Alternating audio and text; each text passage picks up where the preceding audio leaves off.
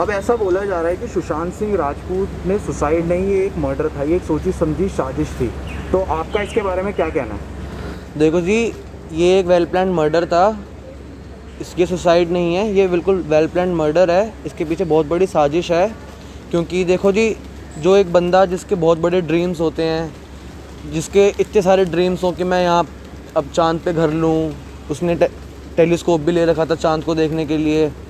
जिस बंदे के इतने सारे ड्रीम्स हों कि I have to achieve everything in the world, like he deserve everything, but वो सुसाइड कर लेता है। एकदम से न्यूज़ चैनल में आता है कि वो सुसाइड कर लेता है। How can he commit suicide? जब इस बंदे के इतने सारे ड्रीम्स हैं तो वो सुसाइड कैसे कर सकता है जी? ये वेल प्लान मर्डर है। जिस टाइम उसका मर्डर हुआ है उसके घर के सीसीटीवी कैमरास बंद हो चुके थे, और जब उसने मर्डर किया उसने कोई नोट नहीं छोड़ा। अब जो इस बंदे के ड्रीम्स हो, अगर वो सुसाइड कर रहा है तो वो अंडर किसी प्रेशर ही करेगा, तो वो कुछ ना कुछ लिख कर जाएगा कि मैं इस वजह से सुसाइड कर रहा हूँ कि मेरी ये इशू है।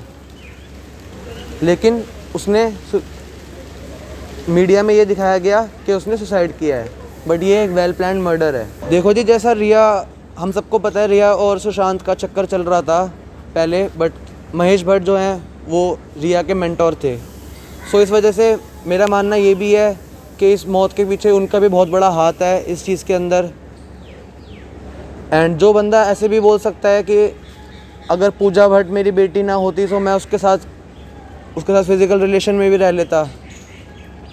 सो आई डोंट थिंक कि उस टाइप का इंसान मेरी नज़रों में सही है। सो कहीं ना कहीं उसका भी हाथ है इसके पीछे। सुशांत सिंह राजपूत की एक मूवी आने वाली थी ड्राइव, धर्मा प्रोडक्शंस के साथ। उसका कॉन्ट्रैक्ट था करण जौहर का सुशांत सिंह राजपूत के साथ कि ये मूवी थिएटर में लॉन्च होएगी 2018 में। लेकिन करण जौहर ने ये कॉन्ट्रैक्ट तोड़ के उस मूवी को नेटफ्लिक्स पे रिलीज़ कर दिया। सो ये लोग हिडन टैलेंट को, मतलब किसी अच्छे टैलेंट को हाइड ही रखते हैं, उसको ऊपर नहीं आने देते। एंड किसी हमारे इंडस्ट्री के अंदर, फिल्म मूवी इंडस्ट्री के अंदर अ गुड टैलेंट को कोई नहीं देखता। आजकल यंगस्टर्स में डिप्रेशन बड़ी तेज़ी की तरफ फैल रहा है, मतलब आजकल ये एक बीमारी हो गई है। तो आपका इसके बारे में क्या कहना है? जी, मेरा कहना ये है इस टॉपिक के ऊपर, डिप्रेशन के ऊपर, कि लाइक डिप्रेशन इस टाइम हमारे यूथ के ऊपर बहुत बुरी तरीके से, डिप्रेशन बीमारी मान लीजिए, ये बीमारी हमारे यूथ के अंदर, हमारे यंगस्टर्स के अंदर बहुत ज़्यादा जा चुकी है, जिसके चलते हैं यंगस्टर्स सुसाइड कमिट करते हैं। इंडिया के अंदर हर एक आवर के अंदर कोई ना कोई बंदा सुसाइड करता है, so just because of depression. तो ये डिप्रेशन जैसी चीज़ है। एक टिकटॉकर ने भी सुशांत सिंह राजपूत की डेथ के बाद सुसाइड कमिट कर लिया था। सो लाइक मैं तो ये मानता हूँ कि जी डिप्रेशन को, क्योंकि आजकल के लोग जो हैं ज़्यादा टाइम अपना फ़ोन पे स्पेंड करते हैं एंड वो अपनी फैमिली को अपना टाइम नहीं देते। उनके साथ अगर कुछ गलत कोई इंसिडेंट होता है सो वो उसको शेयर नहीं कर पाते किसी के भी साथ, एंड वो अंदर ही अंदर अपने आप से बातें करते रहते हैं। वो अकेला रहना स्टार्ट कर देते हैं, लाइक वो अपने दोस्तों से बात करना स्टार्ट नहीं करते। सो लाइक डिप्रेशन आज की यूथ में मेरे हिसाब से तो कैंसर है, इसको ख़त्म होना चाहिए।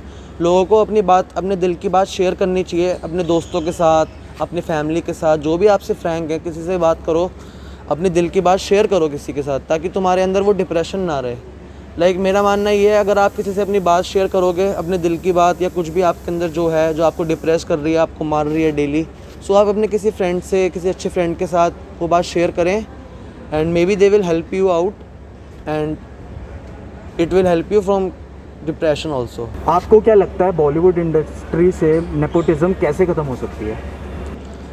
लाइक मेरा मानना ये है कि जैसे कि हमारे जो स्टार किड्स हैं हमारे बॉलीवुड इंडस्ट्री के, आलिया भट्ट वगैरह, अगर हम इन सब की ही मूवीज़ देखते रहेंगे, सो हमारे जो टैलेंटेड आर्टिस्ट हैं, जो जिनके घर वाले स्टार नहीं हैं, जिन्होंने स्ट्रगल करके, जो बंदे स्ट्रगल करके स्टार बने हैं, हम लोग उनकी मूवी अगर ज़्यादा देखें, सो मे बी हमारी बॉलीवुड इंडस्ट्री में से नेपोटिज्म ख़त्म हो जाएगा। एंड जैसे कि आप देख सकते हैं, आलिया भट्ट के इंस्टाग्राम पे फॉलोवर्स हैं like around 30 million, like it's a very big amount of followers. And यही हमारे कुछ बॉलीवुड सेलिब्रिटीज़ के हैं लाखों में, लाइक 1 मिलियन। सो लाइक मैं चाहता हूँ कि लोग जो टैलेंटेड आर्टिस्ट हैं उनको ज़्यादा देखें, आलिया भट्ट जैसी डम एक्ट्रेस को ना देखें, जिसने पढ़ाई नहीं करी हो ढंग से, उसको ना देखें। आपको क्या लगता है जो स्टार किड्स होते हैं वो बाहर के आउटसाइडर्स से कंपटीशन वगैरह रखते हैं, उनसे मतलब इनसिक्योरिटी फील होती है उन्हें?